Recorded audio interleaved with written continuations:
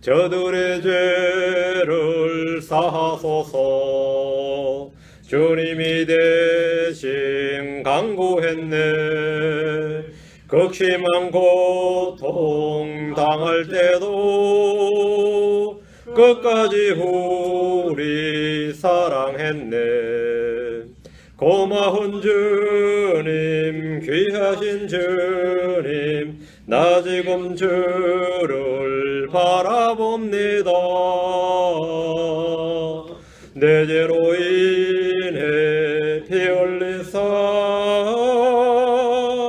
주님이 대신 죽으셨네.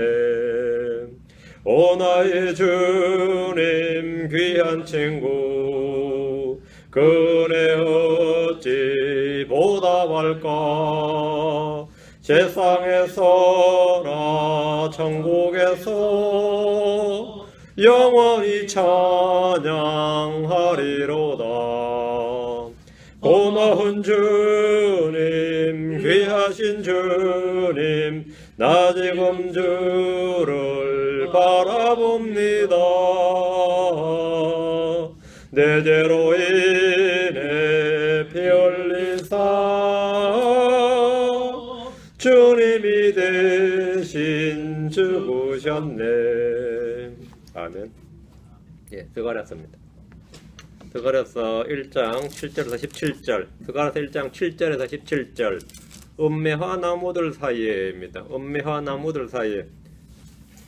스가랴 1장 8절 10절 말씀. 스가랴 1장 8절, 예, 같이 읽겠습니다. 스가랴 1장 8절, 예, 스가랴 1장 8절, 음매화 나무들 사이입니다. 같이 읽습니다. 내가 밤에 보니 보라, 한 사람이 붉은 말을 타고 밑바닥에 서 있는 음매한 나무들 사이에 서 있으며 그의 뒤에는 붉은 말들과 얼룩진 말들과 흰 말들이 있기에 그때 내가 10절, 음매한 나무들 사이에 서 있던 사람이 응답하여 이르되 이것들은 주께서 여기저기 땅에 두루다니라 보내신 자들이라 하더라. 이렇게, 예, 주님께서 오늘부터 환상을 보여주신 장면인데 우리가 오늘부터 그걸 공부를 좀 하겠습니다. 이걸 공부를 하는데, 예, 말씀을 잘 보시기 바랍니다.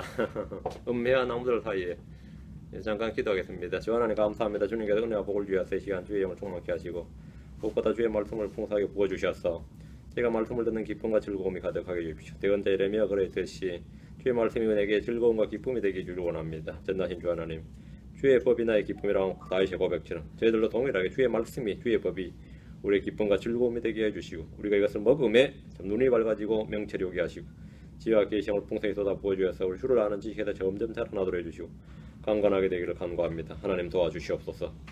이 말씀을 공부하는 모든 손들에게 복을 주시고 은혜를 주시옵소서. 주의 숨기도합니다. 아멘. 아멘. 예.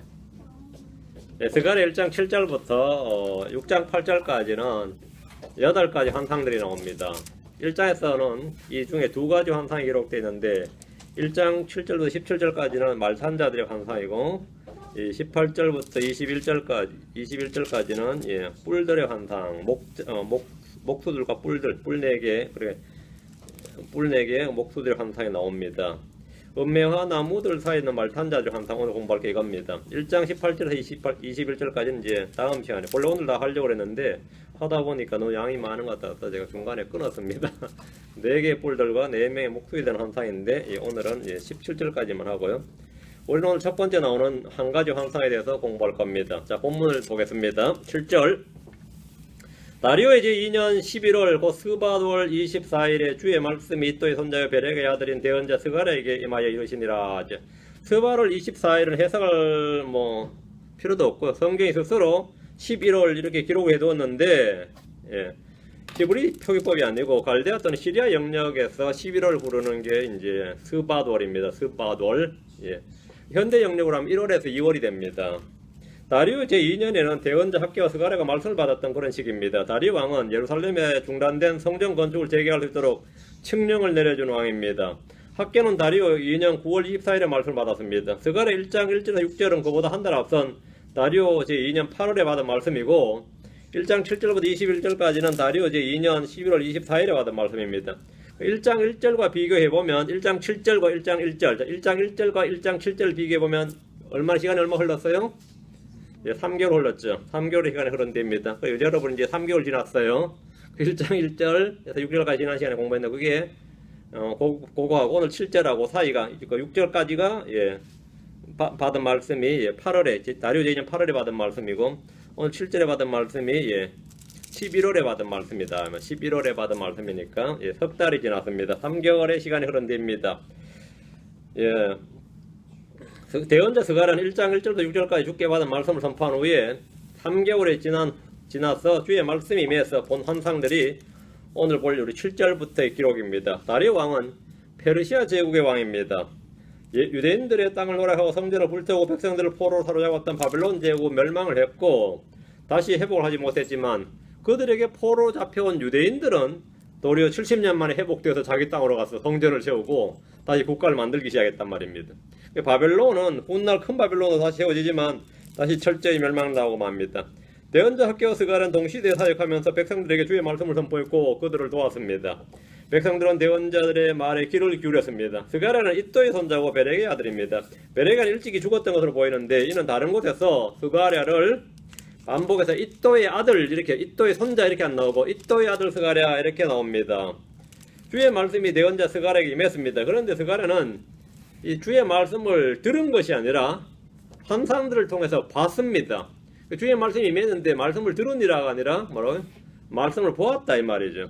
대언자에게 말씀이 오는 방법은 환상이나 꿈이나 음성이나 주의 천사로 현현하거나 천사들을 보내시는 등 다양합니다. 히브리서 1장 1절에 지나간 때에는 여러 시대의 다양한 방식으로 대언자들을 통하여 조상들에게 말씀하신 하나님께서 지나간 때는 다양한 방식으로 여러 시대의 다양한 방식으로 그 다양한 방식이란 것이 이제 방금처럼 꿈일 수도 있고 환상일 수도 있고 음성일 수도 있고 주의 천사로 현현하는 것도 있고 천사들을 보내서 전해주는 경우도 있고 이게 다양하단 말이죠. 이 말입니다. 자 8절입니다. 내가 밤에 보니 보라 한 사람이 붉은 말을 타고 밑바닥에 있던 은매한 나무들 사이에 서 있으며 그의 뒤에는 붉은 말들과 얼룩진 말들과 흰 말들이 있기에 주의 말씀이 임한 때가 밤이었습니다. 스가랴가 본 8개 환상은 모두 밤에 본 겁니다. 낮에 본 것은 하나도 없습니다. 밤에 본 겁니다. 대언자들은 밤에 하늘의 별과 달들을 본 것이 아니라 주의 말씀을 통해서 환상들을 보았습니다. 여러분 밤에 주로 뭘 봅니까? TV 보고 영화 보고 스포츠 경기를 보고 컴퓨터나 태블릿이나 폰으로 이것저것 세상에 갖가지 소식들을 보는데 시간을 보내고 있지 않습니까? 야곱은 밤에 환상 속에서 주의 말씀을 들었습니다. 다니엘도 밤에 환상 속에서 은밀한 일이 계시되었습니다. 밤의 어둠은 당시 이스라엘의 영적 상태를 잘 나타낼 뿐 아니라 앞으로 이스라엘의 역사와 관련이 되어 있습니다. 다윗은 밤에 침상을 적시며 기도했습니다. 또는 그는 밤에 경점들을 보내면서 주를 묵상하고 주의 말씀들을 묵상했습니다. 시편 63편 6절에 내가 주의 침상에서 주를 기억하고 또 밤에 경점들을 보내면서 주를 묵상할 때 그리하리다. 밤에 경점들을 보내면서 주를 묵상할 때에 주님을 묵상했다는 거죠. 시편 119편 148절에 주의 말씀을 묵상하려고 내 눈이 밤에 경점들보다 앞서 나갔나이다. 주의 말씀을 묵상하려고 밤의 시간들을 잘 보내시기 바랍니다. 귀한 시간들을 심야극장이나 TV나 인터넷이나 이런 데로 다 시간 보내버리면 안됩니다. 스가랴에게만 주의 환상들의 특징은 대언자 스가랴가 무언가를 본 후에 그것이 무엇인지를 되묻습니다. 주님은 보여주신 것을 스가랴에게 확인한 후에 묻는 질문에 답을 해석을 주셨습니다. 성경 해석자는 주님 자신의 사실을 가장 잘 보여줍니다. 일찍 요셉은 상해 4장 8절에서 해석은 하나님께 속한 일이 아니니까 청하건대 내게 그 꿈들을 구하소서 하니라. 해석은 누구에 속했다? 하나님께 속했다. 해석은 하나님께 속한 일이다. 성경 해석은 사적인 해석이 아니라 철저히 성경과 성경을 비교해서 주께서 주신 해석을 받아야 됩니다. 성경에 나오는 비유들도 마찬가지입니다. 성경의 비유는 성경이 스스로 해석하고 풀어줍니다. 영적인 것은 영적인 것으로 비교되기 때문입니다. 자, 스가랴가 본 것이 뭡니까? 8절 보라 한 사람이 붉은 말을 타고 이게 스가랴가 본 거예요. 붉은 말을 타고 있어요. 적마 그죠? 적토마에 보라 한 사람이 붉은 말을 타고 밑바닥에 있던 은매한 나무들 사이에 서 있으며 그의 뒤에는 붉은 말들과 얼룩진 말들과 흰 말들이 있더라. 뒤에 말들 있죠, 알겠죠? 붉은 말들, 얼룩진 말들, 흰 말들 색깔이 아주 컬러가 다양하죠. 예. 붉은 말을 타는 한 사람이 있고 그 뒤로 붉은 말들과 얼룩진 말들과 흰 말들이 있습니다. 붉은 말은 붉다. 이거는 피의 색깔입니다. 피의 의미는 두 가지입니다. 속지 아니면 뭐죠? 보복이죠. 피는 속지 아니면 복수예요. 제단에서 흐르는 피는 속죄의 피입니다. 육체의 생명이 피에 있고 이 피가 혼을 위해 속죄합니다. 붉은색은 또한 죄의 색입니다. 주님께서 죄들의 색은 주홍 같고 진홍 같다고 말씀하셨습니다. 이사야 1장 18절에 주가 말하노라 이제 오라 우리가 함께 변론하자. 너희 죄들이 주홍 같을지라도 눈같이 희게 될 것이요 진홍같이 붉을지라도 양털같이 되리라. 그 죄의 색깔은 주홍 같고 진홍 같다. 이 피는 동시에 심판의 피고 보복 복수의 피입니다. 계시록 6장 2절을 보면 계시록 6장 4절을 보면 다른 붉은 말이 나오더라. 그 위에 산자가 땅 위에서 화평을 제거하는 권능을 받았으니 이것은 그들이 서로 죽이게 하려 함이라. 또 그가 큰 칼을 받았더라. 그 붉은 말 샀다. 붉은 말이 뭐죠? 복수죠. 화평을 제거하는 권능을 받았고 서로 죽이게 하려 함이라. 칼을 받았다 이거죠. 붉은 말을 탄 자는 유대를 철저히 심판하는 심판자입니다. 붉은 말 탄 자 뒤에 붉은 말들과 얼룩진 말들과 흰 말들이 있습니다. 성경에서 말들은 식용이나 운송용 짐승이 아니라 언제나 전쟁용으로 나옵니다. 군마단 말이죠. 성경에 나오는 말하면 군마예요. 군마. 성경 해석자들은 본문에 나오는 말들에 대해서 다양한 해석을 할 수 있습니다. 그러나 우리는 마음대로 본문을 해석하기 전에 그가라처럼 주님께 물어보고 주님께서 주시는 답을 구해야 됩니다. 지혜와 명철을 구하면 주님께 묻는 것이 가장 바른 공부 방법. 지혜와 명철을 구하면서 주님께 묻는 것이 가장 바른 해석이고 가장 바른 성경 공부 방법입니다. 자, 9절입니다. 그때 내가 이르되 오 내 주여 이것들은 무엇이니까 하며 나와 말하던 천사가 내게 이르되 이것들이 무엇인지 내가 내게 보여주리라 하거늘. 해석을 해주겠다 이거예요. 그 스가랴는 봤는데 보고 나서 물었단 말이죠. 무엇이니까? 이것들이 무엇이니까? 그러니까 이것들이 무엇인지 내가 내게 보여주리라. 이건 해석해주겠다. 알려주겠다 이 말이죠. 그 성경의 환상이나 비유는 전부 다 주님이 스스로 해석을 해주십니다. 스가랴는 자신이 본 것이 무엇인지 물었고 그는 스스로 환상을 연구하거나 깨닫고자 한 것이 아니라 주님께 이것들이 무엇이니까 하라고 했는데 우리는 언제나 주께 구하고 묻고 찾아야 됩니다. 답을 얻기 위해서 사람들의 의견이나 소위 원문 비평가 아니면 원문학자들이니 원어 비평가들의 견해를 구하지 말고 성경이 무엇이라고 말하는지 주께 묻고 찾아야 됩니다. 율법에 말하기를 민수기 27장 21절에 그는 제사장 엘르아살 앞에 서고 엘르아살은 그를 위해 우림의 판결에 따라 주 앞에서 조언을 구할지니. 주 앞에서 뭘 구한다? 조언을 구할지니. 주 앞에서 조언을 구할지니 했습니다. 백성들은 제사장들에게 지식을 구해야 되고 제사장들은 주 앞에서 조언을 구해야 됩니다. 우리는 구약의 제사장들이 가진 우림이나 둠밈과 보다 더 확실한 대언의 말씀이 있습니다. 또 이러기를 이사야 8장 20절에 그들이 율법과 증언에게 구할지니. 뭐에 구한다고요? 율법과 증언에게 구할지니. 만일 그들이 이 말씀에 따라 말하지 않으면 그 까닭은 그들 안에 빛이 없기 때문이니라. 율법과 증언에게 구할지니 했습니다. 성도들이 주께 묻기를 중단하고 이 신학자들에게 달려갈 때 성경의 빛은 아무에게도 임하지 않습니다. 그 무엇도 임하지 않습니다. 항상 율법과 증언에게 구할지니입니다. 여러분 성경 스스로 그 성경을 찾아 나가야 됩니다. 유다의 여호사밧 왕은 열왕기상 22장 7절에서 우리가 주께 여쭙고자 하니 이들 말고는 여기에 그분의 대언자가 없나이까. 우리가 주께 여쭙고자 하니 했습니다. 그때 그가 소개받은 대언자가 엘리사였습니다. 여호사밧은 전쟁에 나가기 전에 언제나 주께 여쭙고자 주의 대언자를 찾았습니다. 성경은 사울왕의 죽음 멸망에 대해서 이렇게 말합니다. 역대기상 10장 14절에 주께 여쭙지 아니하였으므로 그분께서 그를 죽이시고 왕국을 이새의 아들 다윗에게 넘기셨더라. 그 사울의 죄가 여러 가지가 있겠지만 사울이 죽은 이유, 왕국이 다윗에게 넘어간 가장 결정적인 이유가 뭐냐면 주께 여쭙지 아니하였으므로. 그럼 사울왕은 어떻게 한 거죠? 항상 자기 생각대로 했습니다. 자기 눈에 오른 대로 자기 생각대로 한 거예요. 그러니까 주께 여쭙지 아니하였으므로 그분께서 그를 죽이시고 왕국을 이새의 아들 다윗에게 넘기셨더라. 주께 여쭙지 아니한 것이 얼마나 큰 죄인지를 보여주고 있습니다. 다윗은 사울왕과 달리 언제나 주께 여쭙고 그분께 답을 구했습니다. 다윗이 평생 구했던 것, 그가 한 가지 원했던 것이 무엇일 것 같습니까? 뭘 구했던 것 같아요? 왕국을 구한 게 아닙니다. 번영을 구한 것도 아니고 형통을 구한 것도 아니고 성공을 구한 것도 아니고 다윗이 뭘 구했을 것 같아요? 시편 27편 4절 다윗의 간절한 한 가지 소원, 기도 제목 이거였습니다. 이게 참 우리와 이제 수준 차이가 좀 나는 부분이에요.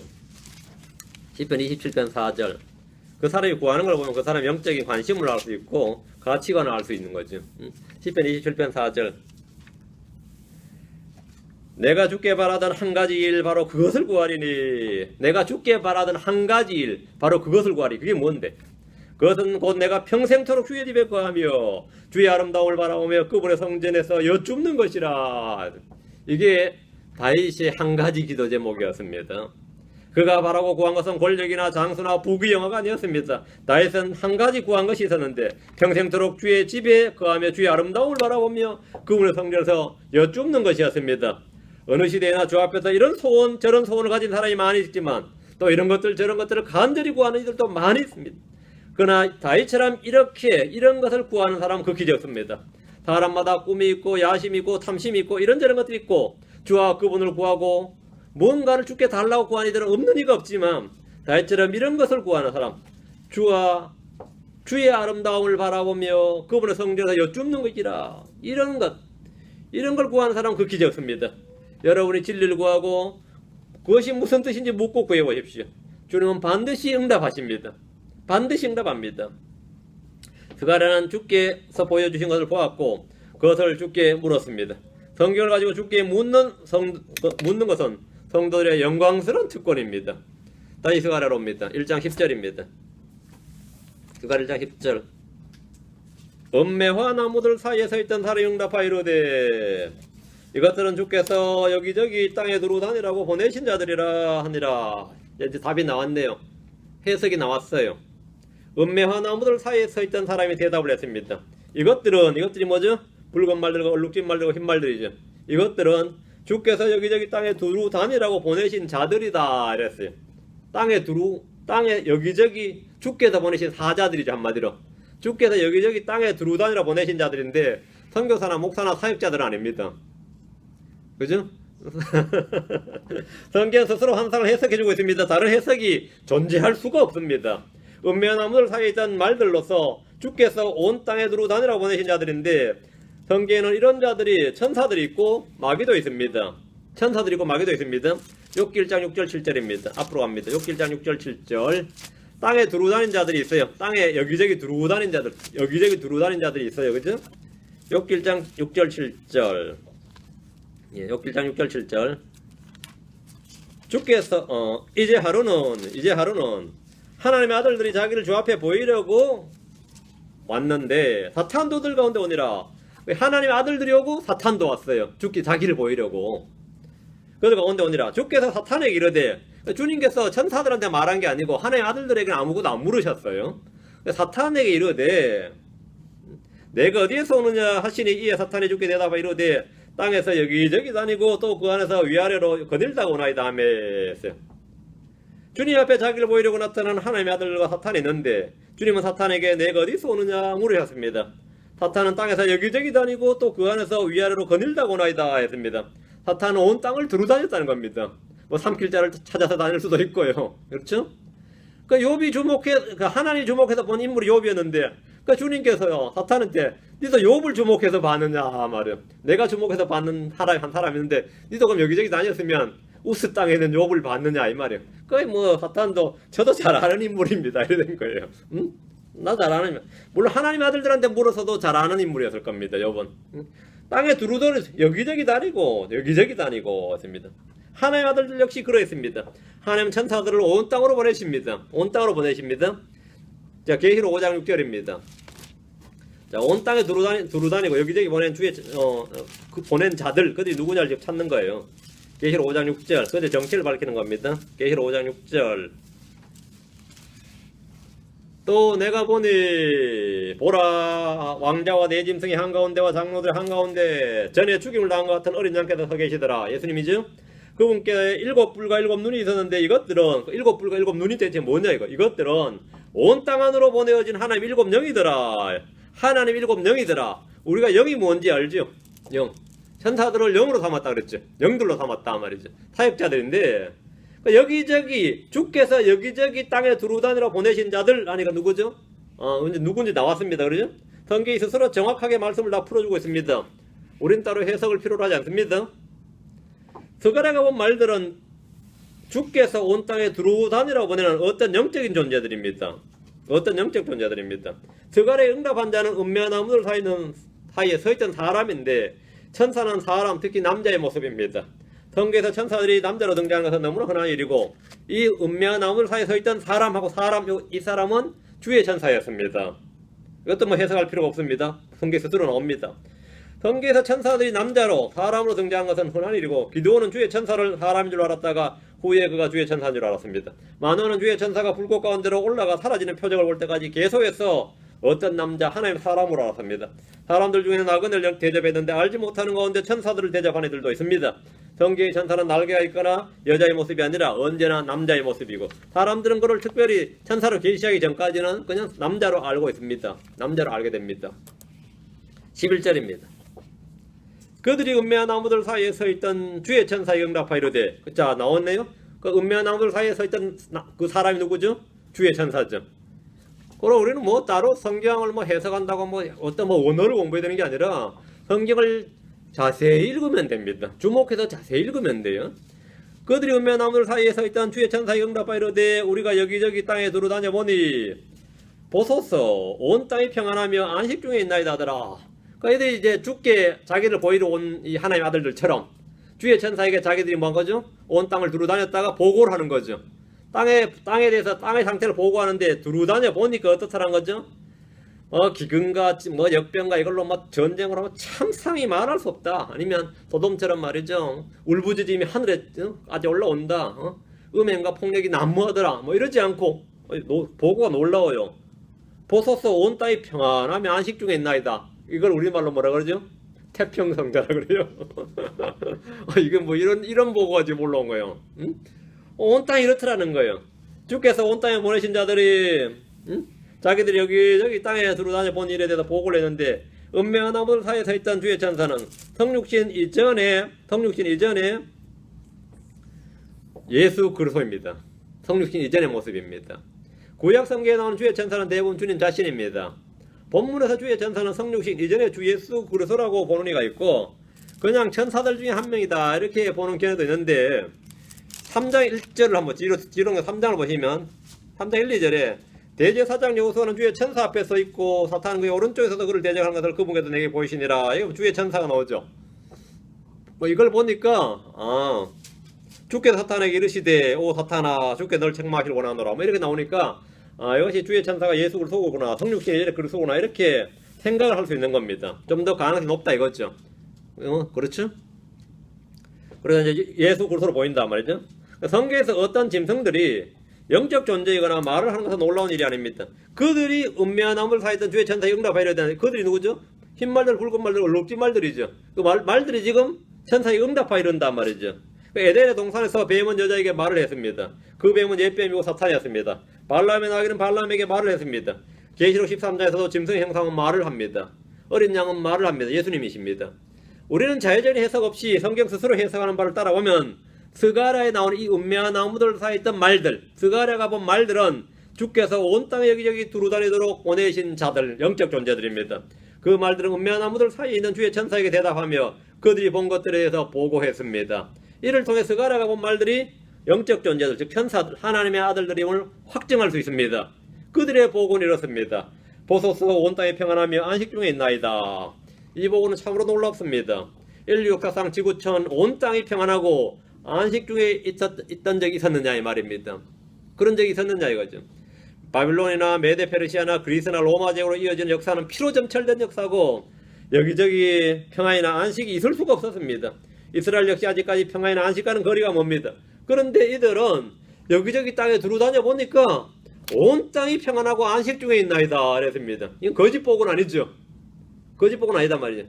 이 말씀은 15절에 나옵니다. 15절에 보면 또 안락하게 지낸 이교도들,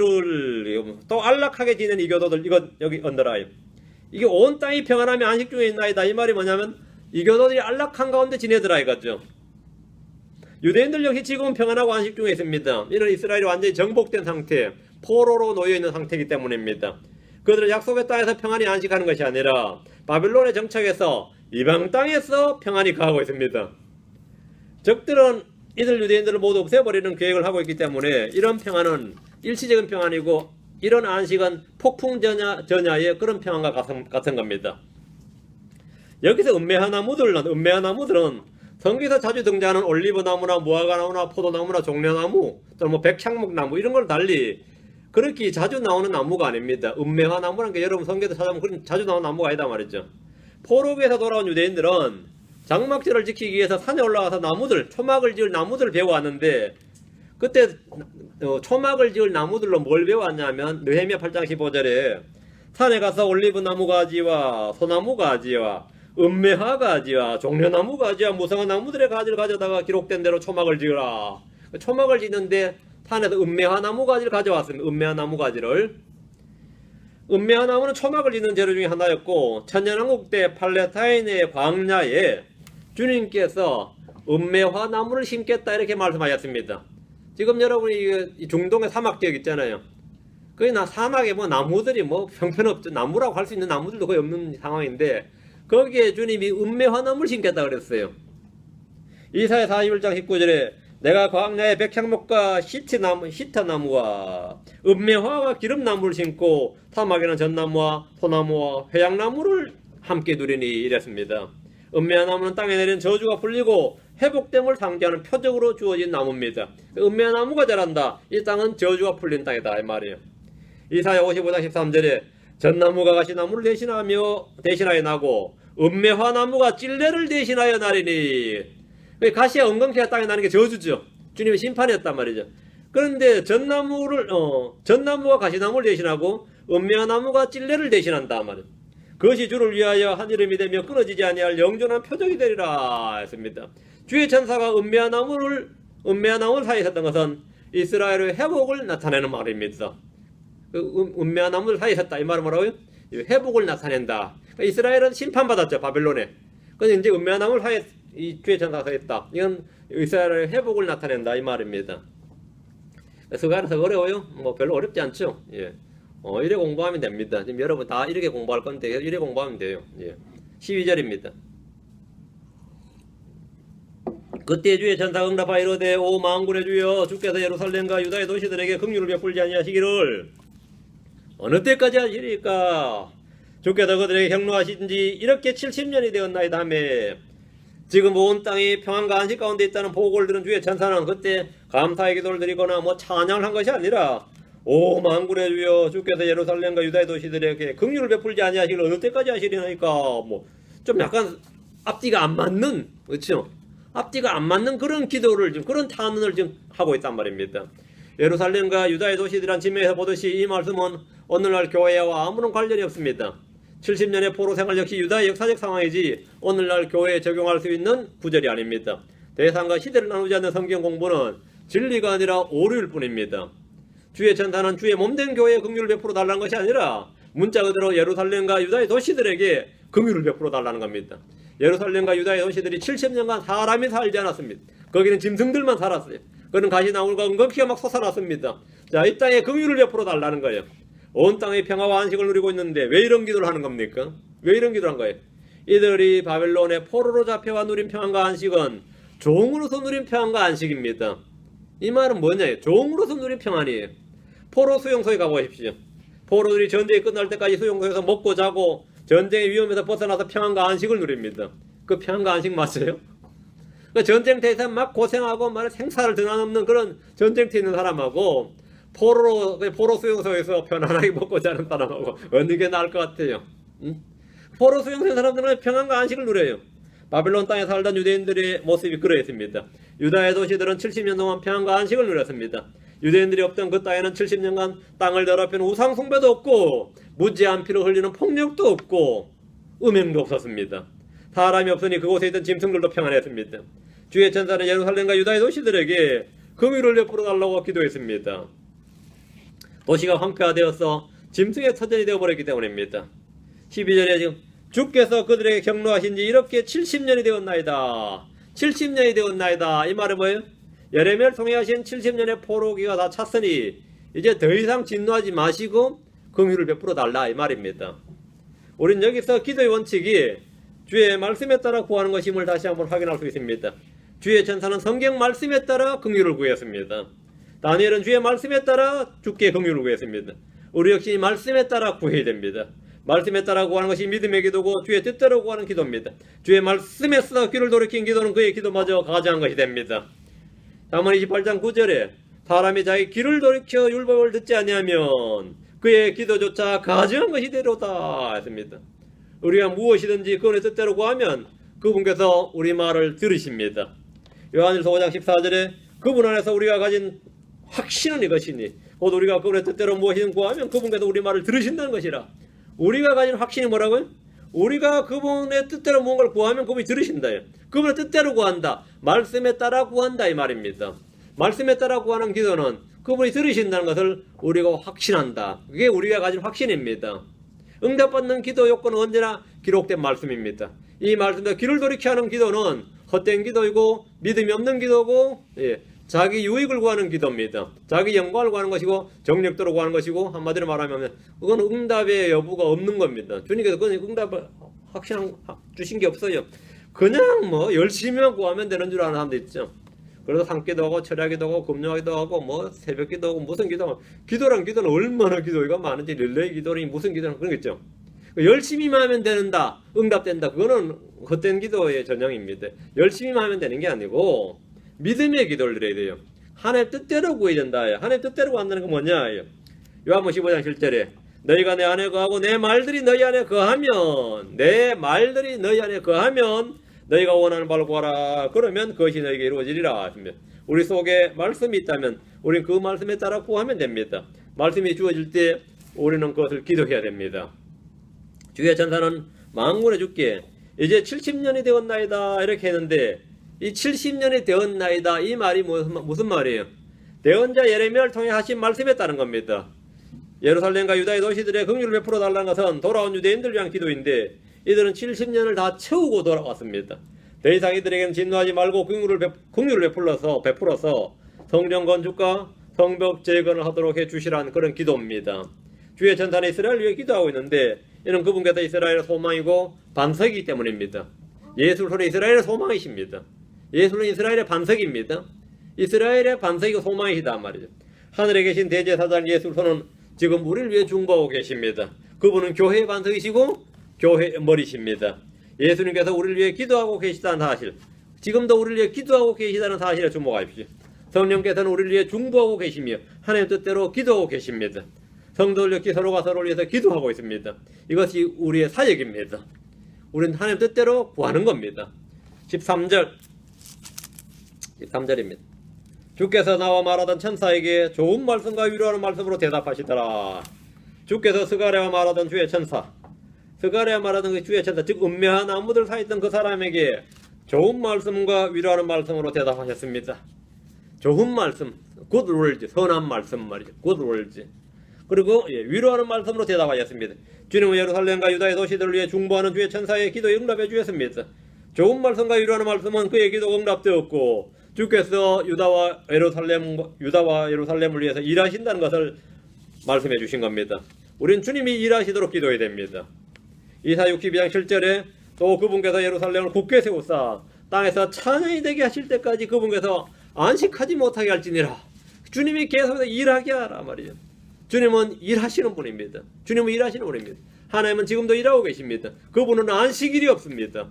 안식일에 일하셨던 예수님께서 왜 니는 안식일이 하냐, 왜 율법을 어기냐고 따지니까 주님 하신 말씀이 뭐죠? 요한복음 5장 17절에 내 아버지께서 지금까지 일하시니 나도 일한다 했습니다. 하나님 아버지는 안식일이 없다 이 뭐예요? 하나님은 안식일이 없다 이거. 너희는 안식일이 있는데 나는 안식일이 없다. 나는 하나님의 아들이다. 나는 너희와 같이 그게 아니고 유대인 중에 한 명이 아니고 율법을 지켜야, 율법 아래 있는, 율법 아래서 율법을 지켜야 되는 그냥 사람이 아니고 안식을 주시는 안식일에 주시다 이거죠. 내 아버지께서 지금까지 일하시니 나도 일한다 했습니다. 누가 옛날에 안식일 논쟁 막 할 때 막 그 안식일 지켜야 된다, 크리스천도 안식일 지켜야 된다고 막 해서 제가 이 구절을 인용했어요. 당신이 그리스도의 종이면 아버지께서 일하시니까 일해야 된다고, 주께서 일하시는데 종놈이 놀고 있으면 되겠냐 그랬어요. 아버지께서 일하시는데 주께서 일하시는데 어디 감히 종놈이 놀고 있으려고 그러냐 했는데 그렇죠. 우리나라 문화가 뭐냐, 상관이 말이죠, 퇴근 뭐 안 하면 말이죠, 밑에 사람들은 퇴근을 못 해요. 각기 일 끝나면 그건 퇴근하면 되는데 그거 지킬까봐 퇴근을 못 해. 주님이 일하시는데 주님 아버지께서 일하셔서 예수님도 쉬지 못했는데 말이지, 어디서 감히 놀 생각을 하냐 이거죠. 이 원리는 현재 우리에게도 적용됩니다. 주님은 우리 안에서 선한 일을 시작하셨고 지금도 일하고 계십니다. 주님께서는 그리스도의 날까지 우리 안에서 일을 시작하신 일을 완성하실 겁니다. 다 끝마치실 겁니다. 주님께서 다시 한번 십자가에서 다 이루었다 하신 말씀이 다시 한번 다 이루어졌도다 그 음성이 나올 겁니다. 14절입니다. 스가랴 1장 14절. 거로로 나와 대화하던 천사가 내게 말하되 너는 외쳐 이르기를 만군의 주가 이같이 말하노라. 내가 예루살렘과 시온을 위하여 큰 질투로 질투하며. 자, 주께 선한 말씀과 위로의 말씀을 들은 주의 천사가 이제 스가랴에게 뭘 주는 거죠? 자신이 받은 선한 말씀과 위로의 말씀을 이제 대언할 말씀을 이제 스가랴에게 주는 거죠. 그 대언의 말씀이 뭐냐면 14절부터 17절까지입니다. 그래서 이렇게 외치라고요. 너는 외쳐 이르기를 만군의 주가 이같이 말하노라. 내가 예루살렘과 시온을 위하여 큰 질투로 질투하며. 이렇게 말하라고요. 요거는 선한 말씀과 위로의 말씀인가 아니죠? 이건 경고의 말씀이죠. 잘 보세요. 만군의 주로부터 선한 말과 위로의 말씀을 들은 주의 천사는 스가랴에게 외쳐야 할 말을 주었습니다. 대언자 스가랴에게 백성들에게 외칠 말씀이 이겁니다. 만군의 주가 이같이 말하노라. 내가 예루살렘과 시온을 위하여 큰 질투로 질투하며. 그것이 예루살렘과 시온을 위하여 큰 질투로 질투한다는 말은 예루살렘과 시온을 핍박하거나 괴롭히거나 뭐 이런 자들을 위해서 한다고 주님께서 심판하신단 말이에요.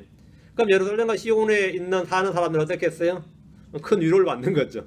자기들은 선한 말씀이 되는 거란 말이죠. 그게 바로 선한 말씀과 위로의 말씀입니다. 아, 주님이 우리를 위해 질투하신다 이거. 주님이 우리를 위해 질투한다 이거. 이 사실은 이미 율법에 기록된 주 하나님의 성품입니다. 자, 앞으로 출애굽기로 합니다. 20장 5절, 34장 4절. 출애굽기 20장 5절, 34장 4절. 그것들에게 절하지 말고 그것들을 섬기지 말라. 나 주 곧 내 하나님은 질투하는 하나님이니라. 나는 너를 미워하는 자들에게 아버지의 불벌 자손들에게 벌하여 3, 4대까지 이르게 하거니와. 질투하는 하나님 하면 기본적으로 뭐냐면 징계, 징벌 뭐 이런 겁니다. 심판, 복수예요. 질투하는 하나님 하면. 뒤로 와서 34장 14절입니다. 질투란 말들은 항상 질투라는 말 구절이 나오면 앞뒤가 항상 이런 거죠. 뭔가 사고 나는 거죠. 너는 다른 신에게 경배하지 말라. 주는 질투라는 이름을 가진 질투하는 하나님이니라. 질투하는 하나님. 하나님은 사랑이시라는 말씀과 하나님 질투이시라는 말씀은 조금도 모순이 되지 않습니다. 질투는 사랑의 표현입니다. 질투란 단어를 나쁜 뜻의 단어, 부정적인 의미로 생각하는 이들이 있지만 질투는 순수한 사랑에 동반되는 지극히 올바른 성품입니다. 그 사랑에 대한 정당한 올바른 반응이란 말입니다. 모세를 율법을 주신 하나님에 대해서 반복해서 질투하신 하나님을 강조하고 선포했습니다. 신명기 4장 24절 뒤로 갑니다. 신명기 4장 24절. 주 내 하나님은 소멸시키는 불이시오 곧 질투하는 하나님이시니라. 질투하는 하나님 이 뜻은 뭐라고요? 소멸시키는 불이다. 심판이죠. 질투에는 잘못에 대한 보복과 심판과 징벌의 감정이 동반됩니다. 그리고 액션이 동반된단 말입니다. 소멸시키는 불과 질투가 연관되어 있습니다. 뒤로 신명기 5장 9절. 그것들에게 절하지 말고 그것들을 섬기지 말라. 나 주 내 하나님은 질투하는 하나님이니라. 나는 나를 미워하는 자들에게는 아버지들의 불법을 자손들에게 벌하여 3, 4대까지 이르게 하거니와. 질투는 징벌을 동반합니다. 뒤로 6장 15절. 너희 가운데 계신 주 내 하나님은 질투하는 하나님이시니 주 내 하나님의 분노가 너를 향해 타올라 너를 지면에서 끊어버리실까 염려하노라. 질투하신 하나님, 이건 뜻이 뭐죠? 분노가 타오른다, 소멸하신다, 징벌하신다, 징계하신다, 벌하신다. 맞죠? 이게 질투하신 하나님입니다. 질투는 분노와 심판과 연관되어 있습니다. 성경에서 질투에 동반되는 단어를 잘 보십시오. 경노, 분노, 심판, 징벌, 원수가품, 미움, 칼, 불입니다. 그래서 하나님은 하나님의 사랑을 외치는 어떤 이들도 하나님의 질투에 대해서는 침묵해버립니다. 하나님은 질투하신 하나님이니라. 내 하나님은 질투하신 하나님이니라. 이 질투가 어떤 것이냐? 질투의 성격입니다. 잠언 6장 34절 35절. 잠언 6장 34절 35절. 하나님을 바로 알자. 하나님을 알 때 힘써 알아야 되고 하나님을 알 때 바로 알아야 됩니다. 하나님을 알 때 잘못 알면 안 돼요. 하나님을 바르게 알아야 됩니다. 하나님을 알라 하게. 내 하나님을 알라 하게. 내 하나님은 질투하는 하나님이시니라. 잠언 6장 34절 35절. 한 남자의 경노는 질투이므로. 경노는 뭐라고요? 질투이므로. 경노 이퀄 질투예요. 원수가 없는 날에 그가 용서하지 아니하고 어떤 대성물도 중히 여기지 아니하며 내가 많은 선물을 줄지라도 그가 만족하여 쉬지 아니하리라. 질투는 사랑에 동반되는 감정입니다. 요거하고 너무나 비슷해서 오해하는 한 가지 상품인데 이게 뭔 같아요? 그건 죄입니다. 시기입니다. 시기는 뼈를 썩게 하는 겁니다. 그 질투와 시기는 구분해야 됩니다. 시기는 육신의 성품에서 나온 죄입니다. 시기는 내가 갖지 못한 것을 누가 가졌을 때 내 안에 드는 심정이에요. 응? 내가 갖지 못한 것을 남이 가졌을 때, 맞죠? 그게 뭐가 일어나죠? 부러움 아니면 시기가 일어나죠. 그 육신의 성품입니다. 왜 쟤는 저렇게 이쁜 거야? 왜 쟤는 이쁘면서 공부도 잘하는 거야? 그럼 왜 저렇게 또 뭐 일이 잘 풀리는 거야? 시기심 있죠. 응? 그러니까 내가 정당히 가져야 되는 것에 대해서 침해를 받을 때 나타나는 반응이 뭐죠? 그 질투입니다. 내 마누라가 나를 사랑해야 되는데 그 정당한 반응인데 다른 놈을 사랑하고 있다 그러면 되죠. 우리 아들이 말이죠. 자기 부모 저한테 순종을 잘하고 이웃집 아저씨한테 순종을 잘해요. 열받아 안 받아. 패주고 싶죠. 어? 우리 집 개가 말이죠. 주인 나타나면 막 달려와서 꼬리 흔들고 막 핥아주고 말이죠. 귀염 떨어지죠. 아이 그럼 개놈 자식 하면 그러지. 그런데 내가 오면 막 도망을 치고 말이죠. 이웃집 아저씨 오면 막 달려와서 막 앞에서 아양을 떤다. 그럼 어떻게 하고 싶어요? 한 번 걷어차고 싶죠. 응? 걷어차고 싶거나 뭐 팔아버리고 있거나 다음에 네 보신탕이다. 이래 된단 말이죠. 그건 질투란 말이죠. 그건 질투야.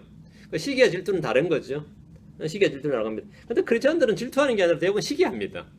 질투하는 게 아니라 대부분 시기예요. 그러니까 우리 주님이 영광을 받으셔야 되는데 지금 훼손은 모욕을 받고 있다. 그럼 나는 하늘 사랑하는 사람은 당연히 뭐가 일어나야 되죠? 질투가 일어나야죠. 근데 뭐 불신자들은 다 그래 그러면서 아주 너그러워요. 근데 자기의 뭐에 관한 거 조금 욕하거나 해보세요. 벌컥하죠. 안 그래요? 그 하나님이나 교회나 뭐 자기 그런 것들에 대해서도 막 아무런 감정도 안 생기고 웃으면서 말이죠. 웃으면서 이게 크리스천의 육신의 성품이라는 게 그렇습니다. 그러니까 질투는 경노다. 질투는 용서하지 않습니다. 질투는 만족하지 않습니다. 질투는 잔인하고 맹렬한 불꽃을 지는 불붙은 수치입니다. 이게 질투예요. 질투. 예수님에 대해서 질투하는 사람도 있어요.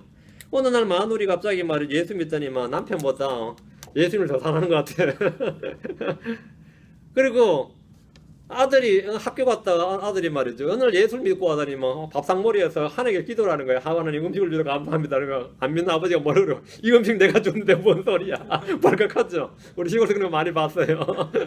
이놈이 내가 나게 해주고 미기주고 입혀줬더니 왜 하나님께 감사하냐 이거야. 그런 거 있죠. 아주 초보적인 거지만 실제 현상이 일어날 수 있는 일입니다. 그 실제 있을 수 있는 일이죠. 있는 일인데 우리가 하나님에 대해서 어떤 감정을 가지게 되고 어떤 액션이 취해지는데 질투는 하나님도 동일하게 질투하는 하나님이라는 겁니다. 그 하나님께서 이스라엘을 사랑해요. 그 이스라엘에 대해서 뭐 모욕하고 핍박하고 갈구고 말이죠. 잡아 죽이고 이러면 하나님 질투하신 하나님이 어디에 질투가 발동되면 어떻게 되는 거죠? 그게 바벨론이든 페르시아든 그리스든 로마든 누구든 작살난다 이 말입니다. 그게 바로 이스라엘에는 뭐가 되는 거죠? 위로가 되는 거죠. 근데 반대로 이스라엘이 우상을 섬기고 뭘 해야 돼? 그때 질투하신 하나님이 발동된 이스라엘이 어떻게 되는 거죠? 그건 작살나는 거죠. 이 말이 양날의 검이에요. 이게 이 질투한 하나님이 양날의 검인데 지금 이 순간에 질투한 하나님이란 말은 이교도들 향한 겁니다. 70년이 다 찼으니까 이제 이스라엘을 더 이상 괴롭히거나 뭐 하지 말라 이거. 지금 성전 공사 중단이 됐어요. 왜? 적들로 인해서. 그 이스라엘은 질투하신 하나님이다. 그래서 스가랴가 이걸 지금 선포하는데 이걸 잘 기억하라 이거예요. 아가서 8장 6절. 이게 선한 말씀과 위로하는 말씀이라는 겁니다. 위로가 됩니까? 위로가 돼요? 예. 여러분 이 성경 말씀을 지금 나로 어렵게 생각하지 말고 지금 구절 잘 따라오시면 돼요. 아가서 8장 6절. 나를 도장같이 내 마음에 새기고 도장같이 내 팔에 새기라. 사랑은 주음같이 강하고 질투는 무덤같이 잔인하니 거대 수천 극히 맹렬한 불꽃을 지닌 불붙은 수친이라. 질투의 특징이 뭐라고요? 무덤같이 잔인하다. 거세 수천 질투는 불이란 말, 소매라는 불이란 말이에요. 그 소매라는 불이 얼마나 강한가 하면 그 지푸라기 그런 장작더미 불이 아니다 이거죠. 그 극히 맹렬한 불꽃을 지닌 불붙은 수친이라 했습니다. 극히 맹렬한 불꽃을 지닌. 그죠? 그 포항제철에 말하면 여기 뭐는 거기 불붙은 불꽃 같은 그런 불꽃, 지옥과의 불꽃 같은 거야 이게. 이스라엘 하나님에 대해서 이 사실, 이 진리를 잊지 않도록 이것이 너에게 선한 말씀과 위로의 말씀이 됐다. 선한 말씀과 위로의 말씀이 된다. 자, 다시 스가랴 옵니다. 1장 15절입니다. 스가랴 1장 15절. 자, 지금 잘 따라오고 있죠? 자, 스가랴 1장 15절. 또 안락하게 지내는 이 교도들을 아주 심히 기뻐하지 아니하노니. 지금 이스라엘을 사랑한다 그랬죠. 이 교도들은 뭐라고요? 기뻐하지 않는다 이거예요. 안락하게 지내는 이 교도들을 기뻐하지 않으니 누가 죽겠어? 내가 내 백성을 조금 기뻐하지 아니하였거늘 그들이 협력하여 고통을 당하였느니라. 그러니까 이스라엘을 하나님께서 조금 기뻐하지 않으셨어요. 우상 숭배하고 무지한 피를 흘리고 율법을 버리고 하니까 주님이 불쾌히 여기셔서 심판하셨죠. 징계를 하셨죠. 그러니까 하나님이 이스라엘 징계하니까 주변 민족들이 이거 잘 됐다 해가지고 어떻게 한 거죠? 협력해서 막 이스라엘을 막 잡아 죽이더라 이거죠. 포로로 종으로 잡아서 팔아버리고 칼로 죽여버리고 재산을 약탈하고 막 이게 너무 흔하게 일어난 일이었습니다. 주님은 광야의 조상들을 심히 기뻐하지 아니하셨듯이 안락하게 지난 이교도들을 아주 심히 기뻐하지 아니하셨습니다. 여기서 안락하게 지난 이교도들은 이미 앞에서 온 땅에 두루 보냄을 받은 말들이 보고한 내용입니다. 주님께서 이교도들을 아주 심히 기뻐하지 않으신 것은 이들이 협력해서 유대인들의 고통을 더했기 때문입니다. 이스라엘 주께 징계를 받을 때 이들은 힘을 합해서 유대인들을 멸하고 지면에서 끊으려고 했습니다. 유대인들을 멸하는데 앞장섰던 이교도들에 대해서 주님은 아주 심히 기뻐하지 아니하시고 그들을 멸하십니다. 주님은 질투하시는 하나님이기 때문입니다. 지금까지 역사적으로 이 구절이 문자 그대로 성취되었지만 대환란이 끝나는 무렵에 정말 문자적으로 또 성취됩니다. 주님은 유대인들의 고통을 당한 이교도들을 아주 심히 기뻐하지 않으시고 그들을 모두 심판하십니다. 주님이 기뻐하지 않은 이교도들은 함께 모여서 주의 기름 부음 받은 자를 대적하는 자들입니다. 시편 2편 5절입니다. 이스라엘을 멸하려는 유대인들 기뻐하지 않으시고 주 예수 그리스도를 대적하는 주의 기름 부음 받은 자를 대적하는 이교도들 주님은 기뻐하지 않으신다. 안락하게 지내는 이교도들, 주를 대적하는 이교도들. 자, 시편 2편 5절. 시편 2편 5절. 그때 그분께서 진노하사 그들에게 말씀하시고 심히 기뻐하지 아니하사 여기 심히 기뻐하지 아니하사 그들을 괴롭게 하며 이루시되 그들은 이교도들이죠. 유대인들은 구약에서 하나님의 택한 백성입니다. 이는 현재도 여전히 유효합니다. 교회가 유대인을 대신한 것이 아닙니다. 중요합니다. 교회는 유대인을 대신한 것이 아닙니다. 교회는 유대인을 대신하거나 계승한 것도 아닙니다. 교회는 새롭게 창조된 백성으로 완전히 다른 존재들입니다. 유대인들은 복음을 믿음으로 하나님의 교회의 일원이 될 수 있습니다. 이방인들 역시 복음을 믿음으로 하나님의 교회, 즉 그분의 몸 지체가 될 수 있습니다. 복음을 믿어서 유대인, 이스라엘이 되는 것이 아니라 복음을 믿어서 크리스천, 그리스도의 지체가 되는 겁니다. 그 교회는 결코 유대인을 계승한 것이 아닙니다. 대체한 것도 아니고 계승한 것도 아닙니다. 대체 신학도 틀렸고 계승했다도 틀렸어요. 교회는 새로운 창조물입니다. 새롭게 창조된 백성이에요. 유대인도 교회가 돼야 되죠. 유대인도 예수 믿어서 교회가 돼야 되고 이방인도 예수 믿어서 교회, 크리스천이 돼야 된다. 그래서 몸이 돼야 된단 말이에요. 그래서 이 이방인과 교회가 그리스도와 한 몸이 되는 거, 하나가 되는 이게 새로운 창조물입니다. 오늘날 이 메시아는 유대인이나 히브리 뿌리찾기 운동인이 하는 이들은 복음을 통해서 이방인이 이스라엘이 되어야 된다 이렇게 주장을 합니다. 이는 큰 오해일 뿐 아니라 오류입니다. 주님은 이교도들이 유대인들에게 강한 고통을 잘 알고 계시며 그들이 행한 일에 대해서 모두 보응하십니다. 16절 스가랴 1장 16절 그러므로 주가 이같이 말하노라 내가 긍휼히 여기며 예루살렘으로 돌아왔은즉 사람들이 내 집을 그 안에 건축할 것이요 내 집을 성전을 말이에요. 내 집을 그 안에 건축할 것이요 예루살렘 위에 측량주를 치리로다. 측량주를 친다 이 말이 건축이죠. 성벽 재건, 도시 재건입니다. 예루살렘 위에 측량주를 치려다. 만군의 주가 말하노라. 바빌론의 침략으로 성전이 파괴되고 불탈 때 주님의 영광이 예루살렘을 떠났습니다. 에스겔은 그룹 위에 머물러 있던 이스라엘의 하나님의 영광이 그룹으로부터 떠나서 올라가는 장면을 보고 기록했습니다. 70년 전에 이스라엘 영광이 성전이 불탈 때 하나님의 영이 떠났어요. 성전을 떠나고 예루살렘을 떠났단 말이죠. 에스겔 11장 2, 3절에 주의 영광이 그 도시 한가운데를 떠나 위로 올라갔어요. 도시의 동쪽편에 있는 산 위에 서니라. 하나님의 영광이 떠났다 이번에요. 그 도시 한가운데를 떠나, 그 예루살렘의 한가운데를 떠나서 위로 올라갔어요. 그 이스라엘의 영광이, 하나님의 영광이, 이스라엘 그 하나님의 영광이 떠나버렸어요. 이때 떠나셨던 주께서 예루살렘으로 돌아왔다 이렇게 말씀하십니다. 내가 긍휼히 여기며 예루살렘으로 돌아왔은즉 했죠. 이 구절은 상당히 놀라운 구절입니다. 바빌론에서 예루살렘으로 돌아온 사람들은 누구죠? 유대인들이죠. 유대인들이 예루살렘으로 돌아왔는데 주님께서 내가 돌아왔다는 거예요. 다리오 2년에는 아직 성전이 완공되질 않았습니다. 그런데 주님은 이미 돌아왔다고 하시는데 이는 바빌론에서 백성들이 이 도시로 돌아왔기 때문입니다. 이 말은 뭐냐?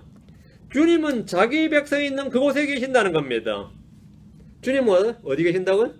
자기 백성이 있는 그곳에 계신다.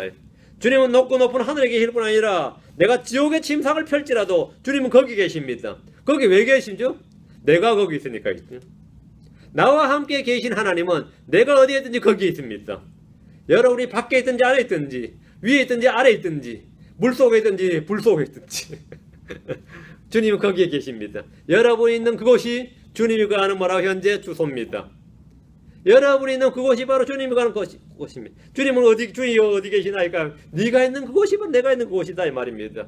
예루살렘으로 유대인들이 돌아왔어요. 주의 백성이 있는 그곳에 주님이 계십니다. 주의 백성이 있는 그곳에 주님이 계신다 말이죠.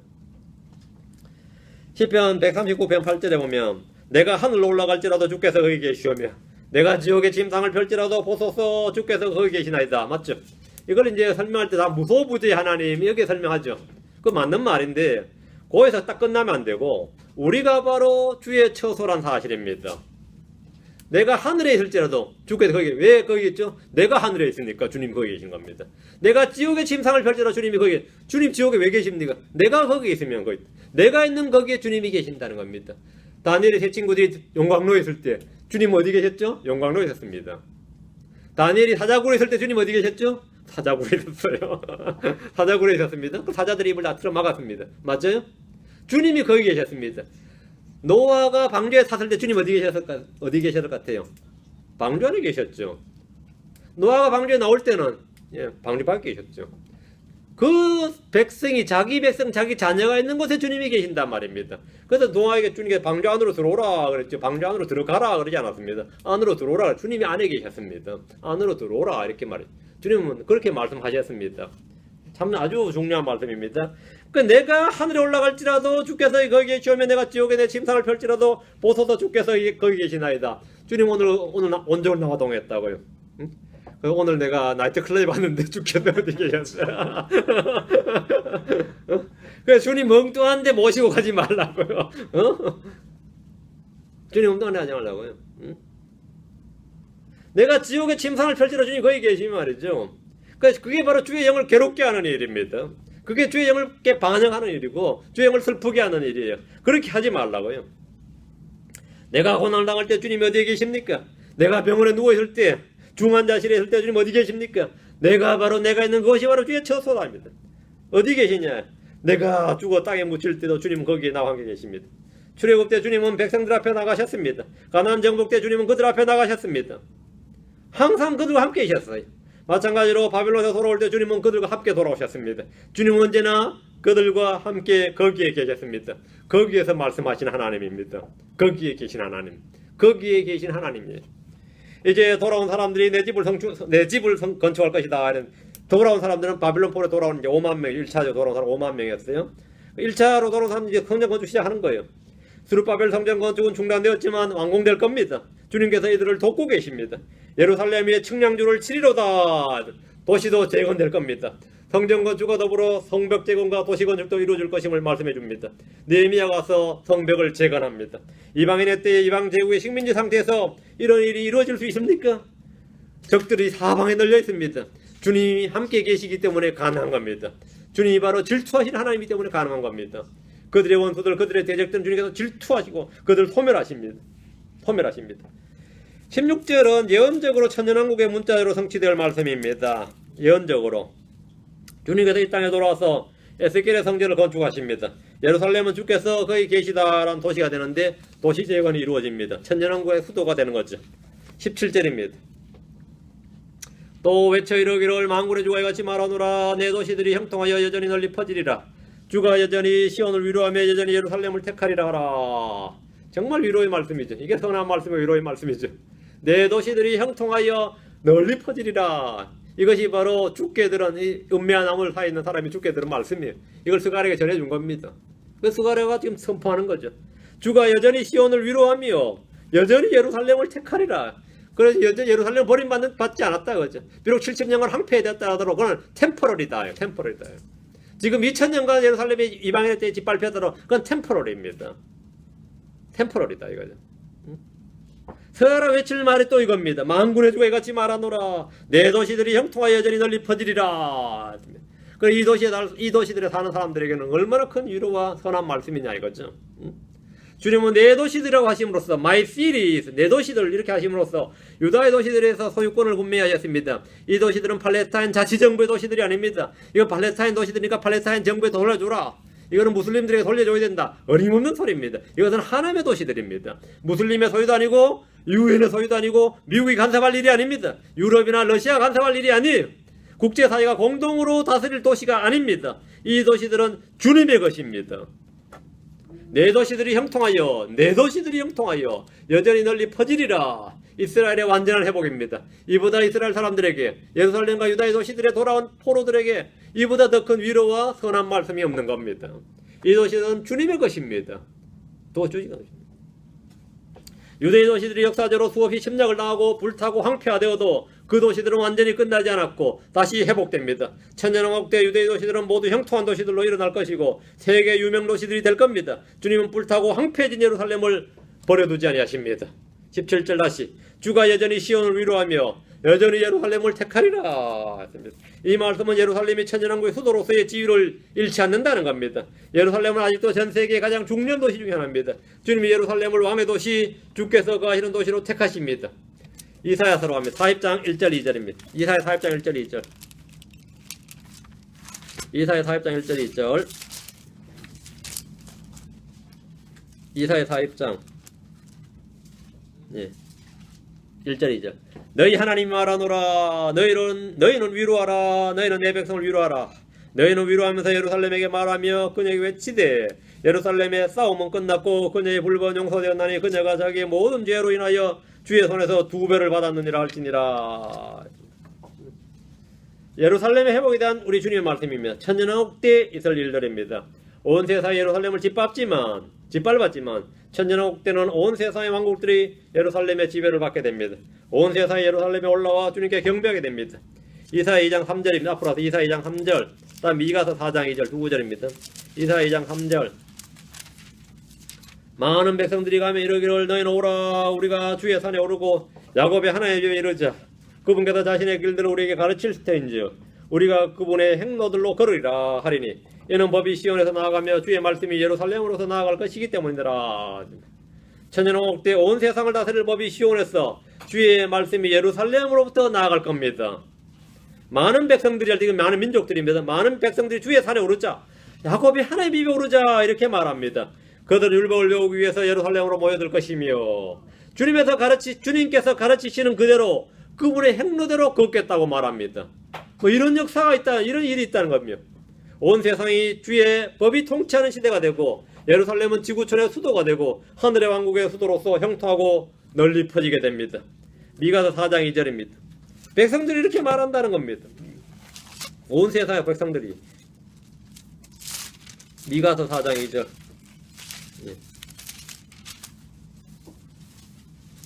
많은 민족들이 오며 이르기를 오라. 우리가 주의 산에 오르고 야곱의 하나님의 집에 이르자. 그분께서 자신의 길들을 우리에게 가르치실 텐데 우리가 그분의 행로들로 걸으리라 하리니 이는 법이 시온에서 나아가며 주의 말씀이 예루살렘으로부터 나아갈 것이기 때문이라.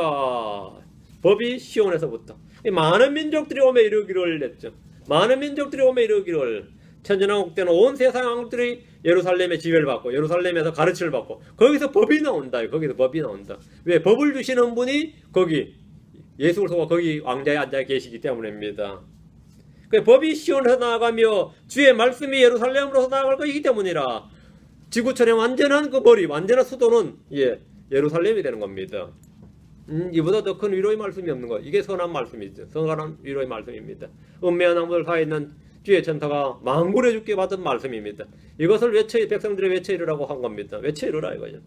대언자 스가라는 예루살렘과 유다의 도시들에 돌아온 포로들에게 지금은 이 황폐한 이 도시들이지만 지금 우리가 황폐한 도시들 돌아왔지만 이 도시들이 형통할 것이고 장차 위대한 도시들이 될 것이다. 지구촌의 모든 민족들이 이곳으로 모여들 것이다. 여기가 바로 주께서 계시다라는 이름의 도시가 될 것이다. 그 주의 말씀을 전하고 있습니다. 우리는 모두 이런 소망이 있습니다. 우리는 모두 하늘에 올라갔다가 이 땅에 주와 함께 내려와서 이곳을 다스릴 겁니다. 우리는 왕과 제사장에서 이 땅에서 주와 함께 통치할 겁니다. 여러분이 바로 그 주인공들입니다. 그렇게 하려면 뭐 해야 되겠습니까? 주와 함께 고난을 받고 주를 섬겨야 됩니다. 주와 함께 고난을 받고 주를 섬겨야 된다. 주를 섬기는 자들이 주어진 유업의 보상이다 말입니다. 여러분이 이 땅에서 지금 해야 될 일이 뭐냐 이거. 우리는 이것이 바로 선한 말씀과 위로의 말씀인 걸 알고 지금 내가 비록 고난 가운데 있다 할지라도 참 위로를 받으시기 바랍니다. 우리에게 주어진 보장된 약속이 있다. 보장된 장래가 있다. 그거 하나 있으면 사람이 다 견디죠. 약속된 장래가 있다. 약속된 미래가 있다. 그거 하나 있으면 뭐 현재야 뭐 굴러도 뭐 견디죠. 내가 있는 곳이 바로 주님이 계신 처소다. 이 사실을 여러분 기억하시면 여러분의 몸이 여러분의 주의 성전입니다. 주의 처소입니다.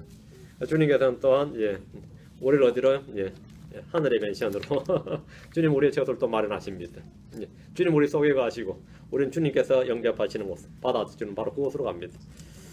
이것이 위로를 못 받으면 여러분은 다른 뭘로도 어려울 겁니다. 다른 뭘로도 이 땅에서 위로받기 어려울 겁니다. 기도합시다. 위대하시고 거룩하신 주 하나님 감사합니다. 주님께서 은혜를 주셔서 오늘 주의 말씀을 선포했습니다. 선포한 말씀들이 모든 성도들의 가슴 속에 마음 속에 믿음으로 받아들여 주게 해주시고 또 하나님의 말씀을 가지고 차례대로 하나하나 맞추어가면서 찾아보고 말씀이 과연 그러한 걸 알아보고 참 믿음의 확신을 갖도록 해주시기를 원합니다. 모든 성도들의 이 말씀들이 선한 말씀과 위로의 말씀이 되도록 해주시기를 원하고 참된 위로, 말씀의 위로, 성경이 주는 위로를 받도록 그 성경이 주는 인내와 위로를 가지고 살아갈 수 있도록 도와주십시오. 소망의 주 하나님, 저희가 산 소망을 가지고 복된 소망을 가지고 하루하루를 지낼 수 있도록 도와주십시오. 주를 섬길 수 있도록 해주시고 마음을 다해 힘을 다해 주를 사랑할 수 있게 해주십시오. 감사드리며 주의 성기도합니다. 아멘. 마치겠습니다.